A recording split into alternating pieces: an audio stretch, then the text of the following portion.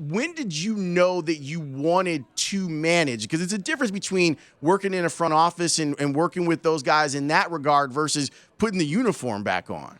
Well, I think a little bit, yeah, like you said, you sit in the dugout or even these last 3 years being in the front office and watching the games, you kind of manage in your head and what you would do, and you kind of play those games, but actually wanting the job and all that comes with it, I wasn't really sure about until I got to the interview process, and I was so passionate in that interview, and I couldn't believe how much I was talking, what I believed in. You never really know what you believe in until you're asked over and over again, and it just continues to pour out of you.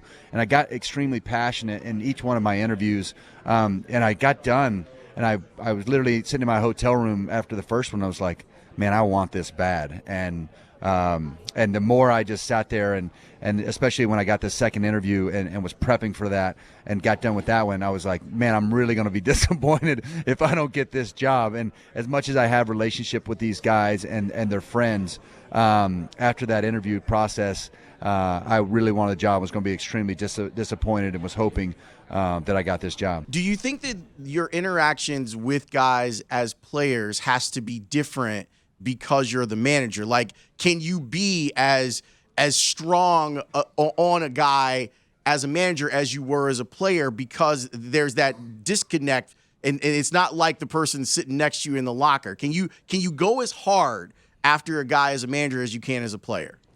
No, but I think communicating that, I don't know that you can really be as aggressive as you can as a teammate, because you've got a little bit of that.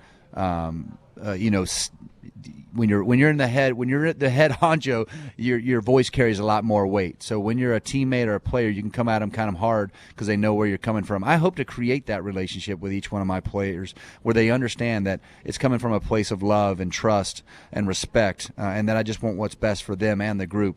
I think it will be a little bit different in moments, but I also hope to pull from those relationships and knowing these guys and being able to communicate with them very easily because of the relationships that I've already built.